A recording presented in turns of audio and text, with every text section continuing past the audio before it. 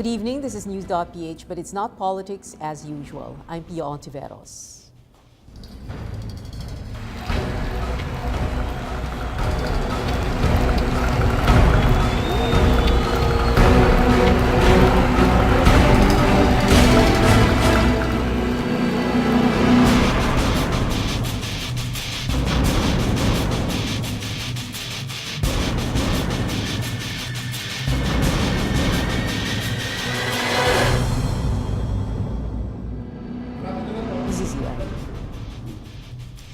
Our guest tonight, Sergio Ortiz Luis Jr. of the Philippine Chamber of Commerce and Industry, Manila Councilor Manuel Zarcal, Rina Papa, Vice President, Alliance of Concerned Truck Owners and Organizations, and Ernesto Ordonez, former Secretary for Presidential Programs and Projects. Thank you for joining us tonight. We're going to talk first in this first half of the show, the port congestion. Well, the first question is, so we have a lifting of the truck ban by Manila Mayor Joseph Estrada. You have that executive order by the President designating Subic and Batangas as extension ports, right? Will that solve the problem? Well, they will help in decongesting, but they're not the only solutions. Yeah. As a matter of fact, some of us felt that there could have been other solutions that have been done. Like, for instance, the use of sweepers and barges. We could have avoided the horrendous traffic that was created. Yeah. If we did not Use of insist. sweepers and barges, meaning? Well,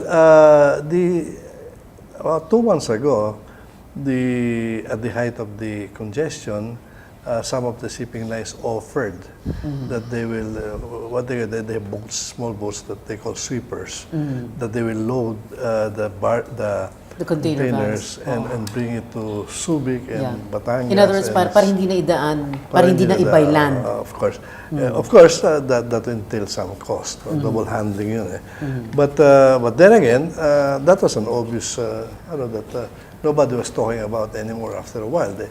It still continues saying that the truck ban is the culprit. The truck ban, I think, to me, is just a wake-up call. 10 years ago, we already called the attention of the government in the Philippine Business Conference that some of the resolutions always crops up, that there will be a time that the port will be congested. No? And the initial indications at that time was the Bureau of Customs was not bidding out confiscated cargoes, and they kept on piling and piling, about in thousands. And up to 5 years ago, PCCI even went there and wrote a letter, offered that if they are not in a position to get a place where they can put the containers, we were willing to get a place, and they can bid out from there. We'll just manage the physical aspect, and they can bid out. Ano po nangyari doon? They said that there's a lot of legal questions, and even now, as things are moving out, I don't know if they're moving out these containers that are confiscated cargoes, and even if they're only 3,000 or 4,000, it helps in the. The other thing that we pointed out before was that in the past, all major shipping lines have their own container yards outside. Right. Now, not a single one has. Why is that so? I don't know why they allowed it. And in the past, we know that the trucks that need to go to the port is only about 5,000, and that is the one that can be, siguro yun ang kaya. But I think there are more than 12,000 plying there, and many of them are colorum, and adding to the traffic. And unfortunately, many of them do not have. They're colorum because they cannot get franchise because they don't even have garages. They sleep in the street. And I think at a certain point, Manila just get fed up and put it to head. Okay, Rina Papa of the Alliance of Concerned Truck Owners and Organizations. What is your answer to that question? You have the lifting the truck ban, you have the EO. resolving the To problem? the truckers, Pia, definitely the lifting of the truck ban is the key measure, no, that could address the problem of port congestion. Because to our mind, in our analysis, and based on the experience that we've had in the ports over the several decades, it is really what brought about port congestion. No? I must agree, though, with Mr. Ortiz that because of the port congestion that was brought about by the truck ban, several other problems came about, no? And that are being heightened now. And true, there should be more measures to be taken for us to really resolve the port congestion. But lifting the truck ban is in the right direction. That's hitting the key measure. Okay, to go further into that, I'd like to be friends with Mr. Ortiz now because I think he needs to know a lot about truckers, no, and how we operate in the ports, no. First and foremost, on the CY po, it's not true that that shipping lines used to own CYs, no. They lease yards where they can put their empty containers after use for import, no? And that's where we get it for export purposes, all right. They still have it now. They still have it now, no? In fact, about 4 are newly acquired, and then you have one from at a very distant place in Balagtas, one in Cavite, and one in Batangas, no? All right, what's new now? We see the problem of containers not being returned, and hence we see the problem of the lack of CY, lack of space in CY, because these empty containers cannot go out of the country. No? That's why we will say always that it's the truck ban that's the key, because the truck ban in Manila was what limited the flow and movement of trucks and containers in and out of the country. Very simple, no? Kung sa circulatory system natin, pag nagpigil ka sa heart itself, no, yung flow ng blood sa heart itself, definitely there would be a problem, no? Because you are putting limitation, restraints, and constrictions on the heart itself. And Manila happens to be the heart of all port transactions. Okay. Councilor Zarcal, what is the real problem? For us, the main reason why we enacted the ordinance is one, for 20 years we've been suffering for all the traffic congestions in the city of Manila. And when President Mayor Erap was elected to office, he made a drastic move to limit the truck bans. But I would like also to be friends with Rina. But I would just like to clarify that I don't think it is the truck ban who caused the congestion. It's been there. Even the PCCI. What's been there? Port the congestion. congestion. Okay. So One simple reason. I think the reason why we built the Batangas port is because we have foreseen or we have a vision of having Manila ports to be congested. But the problem is, for so many years, we spent 128 billion for infrastructures, for roads that will lead to these ports. But the problem is, for the past years, it remained as a vision. Hindi naman nilipat dun yung port operation. It was centered inside Manila. Yeah. And for the longest time, the city of Manila has been suffering the worst traffic situations in the city. So why did we not utilize Batangas? That Ano ba yung naging problema na? yun palagay ko sa national government na yung problema doon. It might be a turf war, maybe the PPA doesn't want to transfer the port operation there.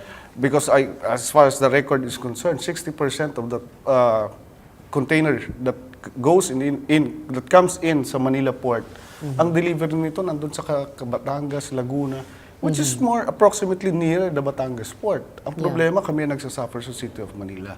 Yeah. So, that's the reason. But then again, we're getting blamed. So, sabi ni Mayor Erap, sige, we lift the truck ban now. And then you lift the truck ban and of course everybody's expecting na mag-i-ease na yung port congestion. We hope so. You hope so? We hope so. What is the scenario going to be if it does not solve, or the congestion in the Manila port is not solved? Well, we will go back to the drawing board. I guess we have to pressure the national government in solving this. Kasi as far as the City of Manila is concerned, we have no hand in the operations of the PPA. We don't even get taxes out from them. So kami yung nagsasuffer. They're the one doing the operations in the port. Wala kaming say doon. The City of Manila doesn't have a say in their operation. All we have to do is manage the traffic inside the City of Manila, and that's it. Mr. Secretary Ernest Ordonez, in your years in government and in the private sector, ano ba talaga ang problema natin? Bakit umabot sa ganito? Well, I like to go with numbers. Today we had the report. Before the truck ban was lifted, and I want to be friends with Mayor Estrada because I really I like want to him. be friends. He's pro-poor. And I went to him and I saw him 3 times personally before this, and we had a long talk about this. He did the right thing. And how do you know it's the right thing? You said we have to look at it. We already know it. Today I had the report. You see, I'm part of the committee of the private sector that reports to the cabinet cluster on port congestion. So I'm really in touch. Every day I'm in touch with it. And I'd like to say this. This morning we had the report. It was 4,000 containers that went out before the truck ban was lifted. Today, it's 7,000, repeat, 7,000 containers came out. What changed? It was the lifting of the truck ban, right? Okay, that's one. Number 2, let's be very clear about numbers. A long time ago, before the truck ban was put in February, 5,000 came out, 5,000 went out. Sure, there's congestion, but it's manageable. Again, 5,000 come in, 5,000 goes out. What happened? During that 3 months, I repeat, 3 months, every day, 5,000 comes in, 3,500 goes out, 1,500 times 90 days, you know what that means. That means it really became bad. When it really became bad, the trucks, they would do 1 trip a day. Now they cannot move. So 1 trip a day becomes 1 trip in 3 days. The poor drivers are sleeping there. They're the new heroes, the truckers. They went through this. And it's true that some truckers abused with very high rates, but the government, and again we were involved in that, came out with an advisory that says that be like the airlines, basic and then charges for the different things. But when the congestion ends, and I hope we're together, as I said, I like Mayor Estrada. I hope all city officials follow him because some city officials might contradict. I hope you won't contradict. You're with us. I'd like to say that when the congestion's over, those exercise will get out and will be back to normal prices, not only for truckers, but the price of commodities that have skyrocketed will go down. Okay, we'll have to take a short break. We just need to take this break. News.PH will be right back.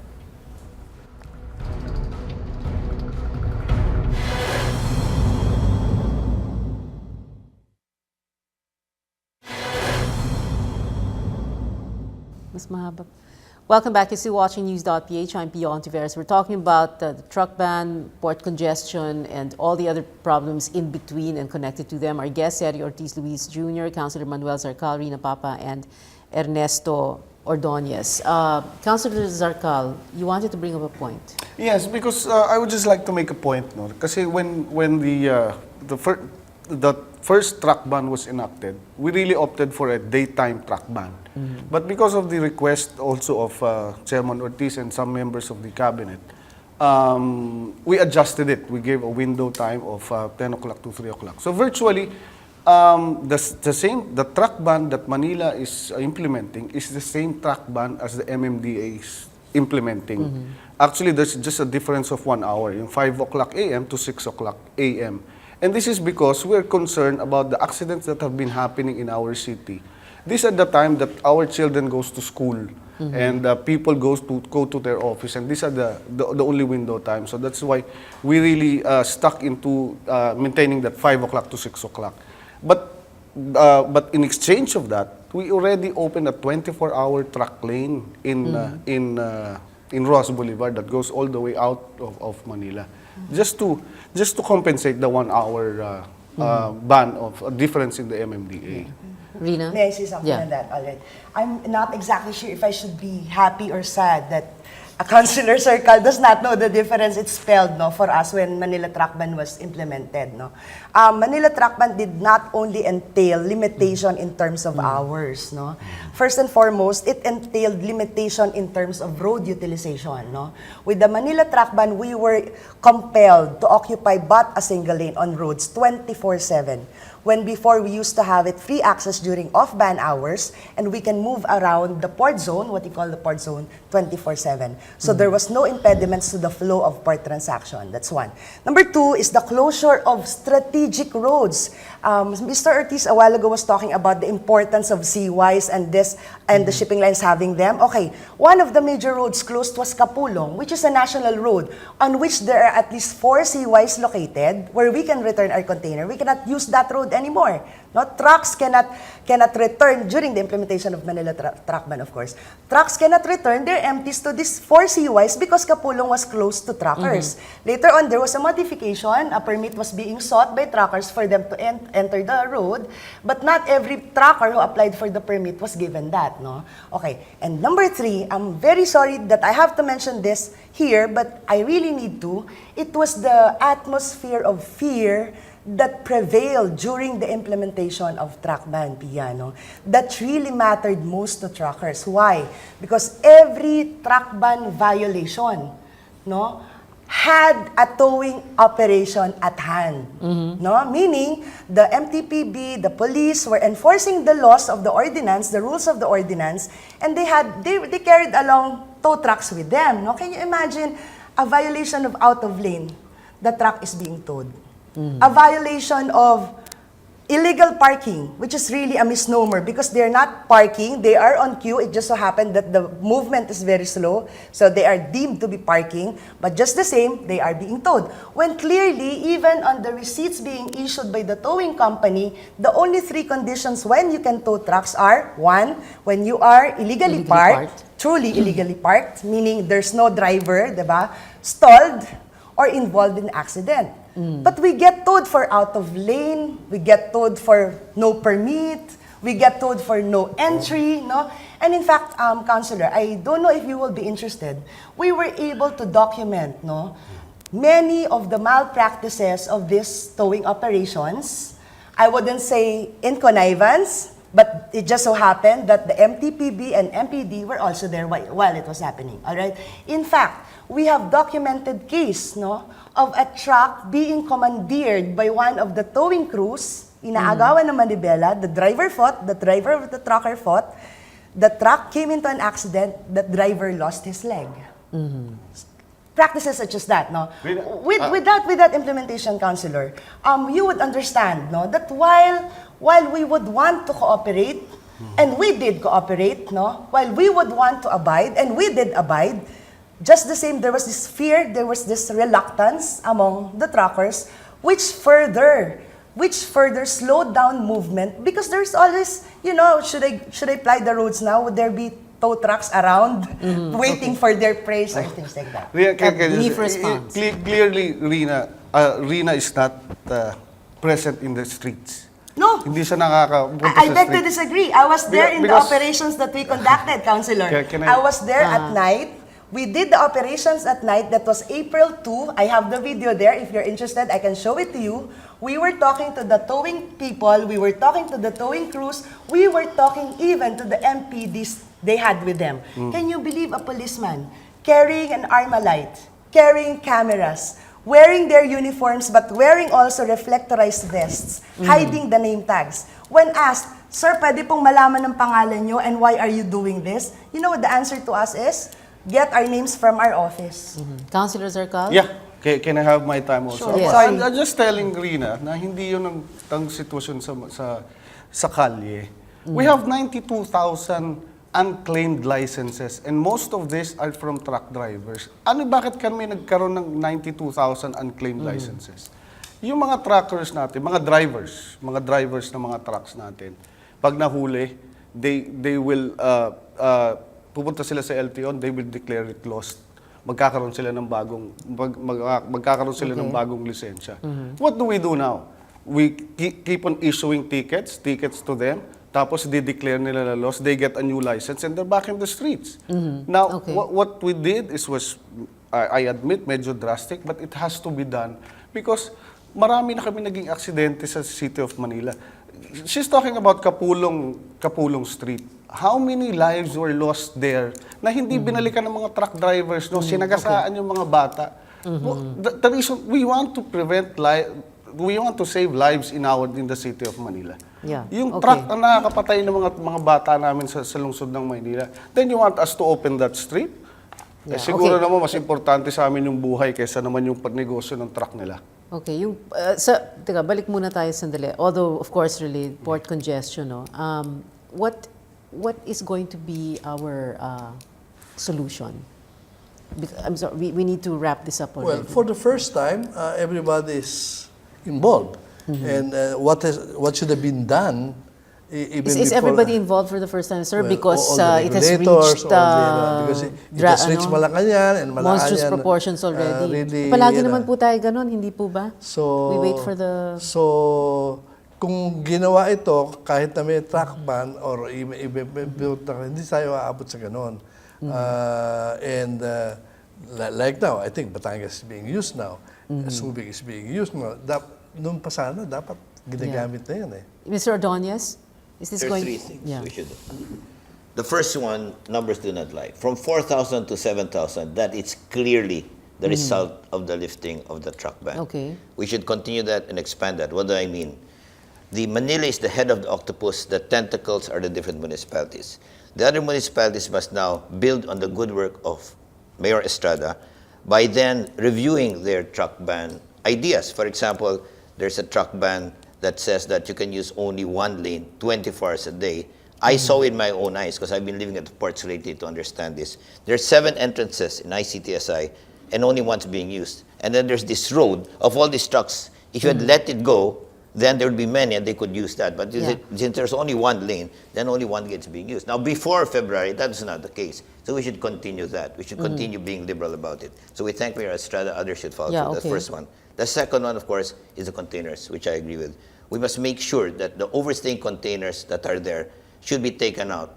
The ones that are smuggled should be bid out so we can get rid of it. But most importantly, we should actually bring that to Subic, to Guboyo, etc. And the people who are using that as a cheap parking place instead of putting it in their warehouse should get it out. And thank God the government is going to find them higher if they keep it, right? And the third and last one, of course, is that the trucks. I agree with you, the trucks should shape up. But in the meantime, we should not be very trigger happy and ban them, because what we should do is have a gradual phase out of these trucks and not all of a sudden move them. They were about to do that. They were going to take 20% of the trucks out because they didn't have the permit. On your You should do it first point, gradually. where you're talking about appealing to the other LGUs, the problem here is that we have many mini kingdoms in Metro Manila, and there's no, hindi po ba yun? Isn't that a problem also?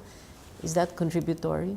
Is that Well, we contributing think to- that under the leadership of Chair Tolentino, they met yesterday and today, and even Secretary Marras met with them today, because as I said, I'm in touch with that.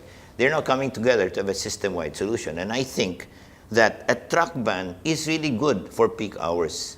But to have the truck ban 24 hours, some mayors have done that, but I think they're now seeing that that's wrong. So I think that they are now coming together and having a system-wide truck ban. Okay, it's September, what's it today? 17. Christmas is coming. What scenario are we looking at? And that'll be the final question, so that you name final words po ninyo. Mr. Ordonez, you first. If we do those three things, number one, have the truck ban systematized so trucks can move very freely. Make sure that those containers get to the other places like Subic or in other ports. And number three, make sure the trucks are disciplined gradually, not all of a sudden. We're seeing a problem that is going to be greatly diminished because there will be free flow of goods. However, it won't be totally finished because the December months are coming and there will be more input, but we'll see a much better situation. Yeah, okay. Councilor Zarcal, what scenario are we looking at for Christmas? For us, we really kind of foresee that also. I mean, the lifting of the truck ban is quite good timing also because of the bear months is coming already. So even in the city streets of Manila, the lifting of the truck ban is in effect also. So the delivery of trucks in and out of Manila is already liberalized, and we have the task force Pantalan took over the traffic management of that area. So I think the lifting of the truck ban is indefinite. So we will see from there. Okay, Rina, Papa, what scenario are we looking at? With the peak season coming, the truckers would be the first to be affected, whether positively or negatively, no? But you know, Pia, at the end of the day, the truckers are just to abide by whatever law is being imposed on us, no? So now we are just hoping that this direction of coming up with a unified, coordinated, synchronized traffic management all over Metro Manila will be pushed through without losing sight of bigger concerns such as the national economy and putting up regulations that cause things such as port congestion. We are all for such implementations. Mr. Sergio Ortiz Luis? Well, I think if all the efforts now of those who are supposed to be in charge are sustained, I think we will solve this. But on the long run, I think the Port of Manila really has to share, or we have to really open other ports. It's going to be congested sooner or later. Open again. other ports, are you saying okay na yung EO na yun? Let's use Subic, Batangas, or are we talking about Well, building we other have- ports we elsewhere? We probably have to expand Batangas, and because Batangas can only accommodate about 15% of what is the traffic in Manila. And unfortunately, when the congestion was at its height, it started, or the track one, it was only 10% utilized. And when do we have to do that? When do we have to expand Well, Batangas? I think Yesterday? yesterday. I think yesterday. But I'm curious, no, regarding the track ban. You know, before the economic forum, you lifted it for 1 week, no? I'm curious, how many were brought out during the 1 week lifting of the ban? If it's really the track ban that is a problem. Well, I already said. Yung 47,000. became 7,000. No. No, during Lifting. the When it was economic- lifted during because of the economic forum. I'm curious. Because at that time, it was so congested, I think it was difficult, even if you allow everybody to move in and out. The congestion was the problem. No longer the ban. We could say from our experience, Pod, that it did not make so much a difference because only the hours were lifted. Not the imposition of single lane, not the closure of roads, and not the presence of the towings. All right. We should have part 2 na lang. Thank you very much for joining us tonight, Mr. Sergio Ortiz Luis Jr., Rina Papa, Councilor Zarcal, and Mr. Ernesto Ordonez. Councilor Zarcal, you're staying for the second half of the show because we'll talk about Torre de Manila, the famous Torre de Manila. We'll take a short break. News.PH will be right back. Stay with us.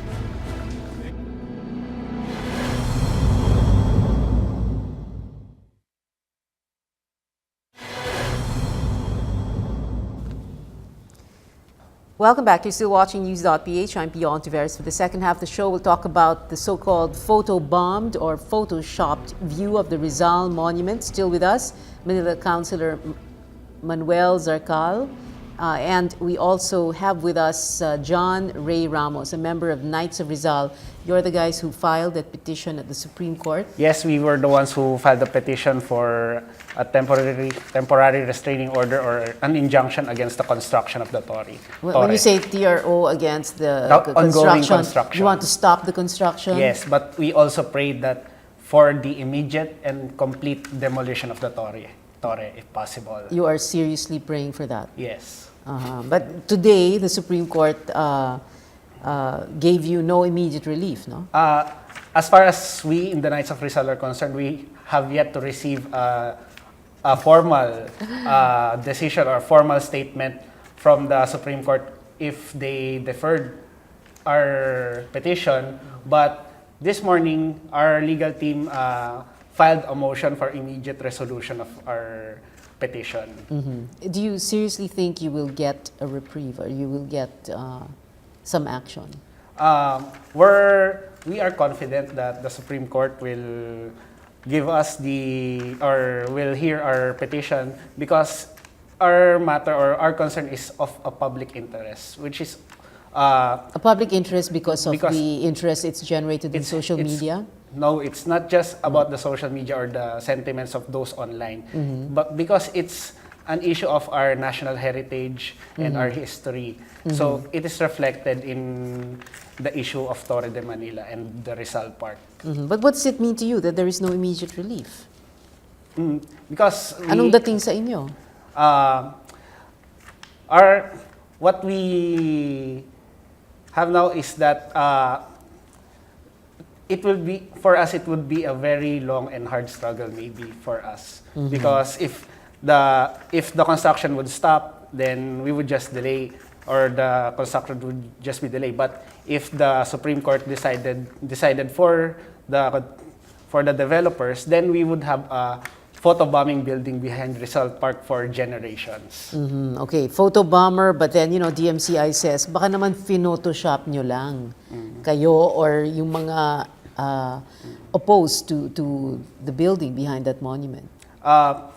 Actually, when the issue first surfaced in social media around when the proposal was released by the developer, it was Carlos Celdran and other cultural advocates who filed or who made noise on this issue, and there were pictures that were artist depictions that were really photoshopped. Artist depictions? Artist depictions of what would Torre de Manila would look like. Then eventually, as the construction goes on, then right now, the changes of the vistas on the Rizal Monument, behind the Rizal Monument, are getting serious and actually tends to be worse than those depicted by the artists years ago or 1 or 2 years ago. Okay. But hindi naman kayo bukod doon sa artist's depiction, hindi, like for example, ikaw mismo, yung Knights of Rizal, no? Hindi naman kayo nagpo-photoshop? No, we don't Photoshop. Me, I'm a photographer by hobbyist. So, when I go to Rizal Monument, Rizal Park, I always take pictures of the monument. So what does it mean to you when DMCI says, and we paraphrase, it's just a matter of angling? But it has become a national icon. It is our Forbidden City. It is our Eiffel Tower here in the Philippines. It's our Washington Monument. It is a national symbol. It's our national icon. When people from the provinces or when heads of state go to Manila, they offer or pay tribute to the Rizal Monument. If people go to Manila, they would pose in front of the Rizal Monument to get their pictures taken. And when if Torre de Manila goes into its full height and its full construction, then this icon will be lost. Its dominance over the vista will be lost, and the appreciation of our history, our culture, and that icon will be degraded if not lost. Okay, let's ask Councilor Manuel Zarcal. You were not on the council when this issue went through. No, when it was approved by the previous administration under the leadership of Mayor Lim, I was not the councilor then. Because I understand that it was approved sometime in 2012. And both the occupancy permit and the building permit were given during that time. The reason why this issue was resurrected, because when President Mayor Erap went into office, they wanted, the city government wanted to have a clean slate, that everybody follows the rules and everything. No? But we found out that DMCI never applied for an exemption, because we have an ordinance restricting the height limit, and then the height limit is what? How many stories? I think it's about 12 stories. 12 stories? If I'm not mistaken. For the entire city of Manila? In some areas. In some areas. And this one is... We give permits in some areas that you can build high rises. But as far as this is concerned, I think this is a mixed commercial area. So there are some height restrictions as far as the area is concerned. Do the height restrictions in that area behind the Rizal Park have anything to do with the fact that this is a historical place? I'm not so sure about that, but based on the ordinance that we have enacted before, in some areas we really restrict. Well, I think one of the reasons there is because it's near, the proximity is the Malacanang Palace. So it's the Malacanang that is really wanted to restrict the height requirements in that area. So you were there na nung binigay yung exemption? Yes, I was there. I was part of the city council already, and doon nga, we conducted a public hearing. We invited NHI, which NHI, National Historical Institute, gave us a go signal that it is not, there's no legal impediment in... No legal impediment. What about aesthetic, cultural, heritage impediment? Wala yun. Walang ganon. Actually, wala namang sinabi yung NHI with that. As far as NHI is concerned, actually, that's not a... The lot that they are occupying is not really part of the Rizal boundaries, no? The Rizal Park boundaries. So, boundaries. Pero yung walang nag-isip at that time na baka hindi maganda yung view from the... Well, during that time, I think hindi masyado na natakil yung issue na yun. Okay, we'll talk first to Carlos Celdran, cultural activist. Hi, Carlos. Good evening. Thank you for joining us. Hi, Pia. How are you doing? Okay, can you tell us, Carlos, you've issued a selfie challenge to DMCI, and this was in response to their statement that, in so many words, na mukhang photoshopped yung mga photographs, no? Yes. Can you tell us more about this selfie challenge of yours? Because I need to prove to them na hindi Photoshop yon. So I was telling them, like, they should come down and see the thing for itself. I mean, the reason I'm giving this challenge is because their statement truly proves that they have never even been to Luneta Park, nor have they stood in front of the Rizal Monument. So how do you respond to what they said also na, you know, it's all in the angling, you know? Basta umanggulo lang kayo ng maganda para hindi nyo makita yung Torre de Manila sa likod ng Rizal Monument. Well, that just shows pure arrogance on their part. I mean, they already clearly violated a site. They're already clearly desecrating a Jose Rizal. And pretty much what they're saying is, mag-urong na lang kayo, right? They're just saying to pretty much move aside. And I just think it shows a deeper problem within the corporate culture of the MCI. Because this is the way that they treat the general public. You know, I mean, if they just dismiss the public's concerns, it just shows you just a deeper problem when it comes to the way that they probably even deal with their own clients. Have you gotten any response from DMCI to your Of course challenge? not. I think their policy is that they will only talk to people who matter, and I guess I don't matter to them. Yeah. So they have no desire to open any communication lines with me or perhaps anybody who is against this issue. So their policy is to ignore you and Ignore other it. people. They just think this is all going to go away. But the thing is, you know, I've been complaining about this for 2 years now. This current one, now that we can see the damage, it's already the Senate and the Filipino public going after them. This is not me anymore. So, bahala na sila to talk to the public about this.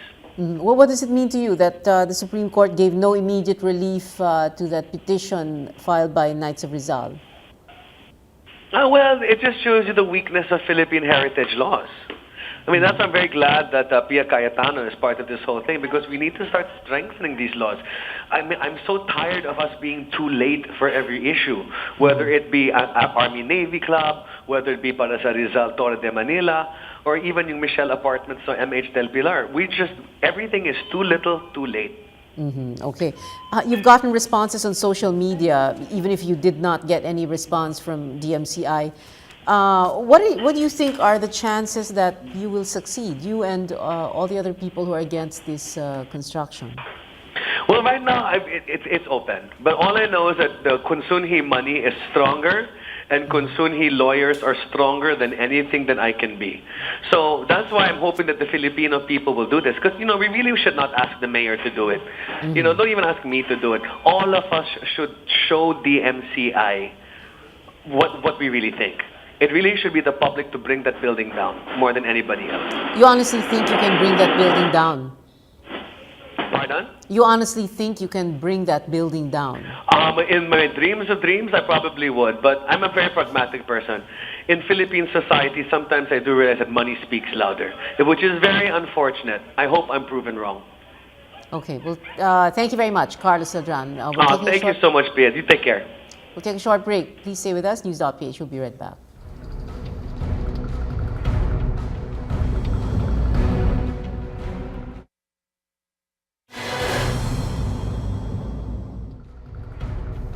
Welcome back. You're still watching News.PH. I'm Pia Ontiveros. Still with us, Councilor Manuel Zarcal and John Ray Ramos of the Knights of Rizal. We're talking about the photobomb or the Photoshop, depending which side you're on.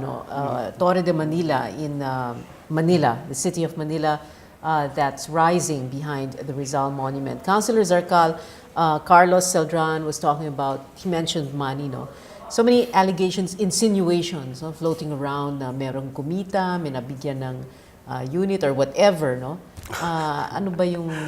That I can safely say na siguro our conscience are clear, no?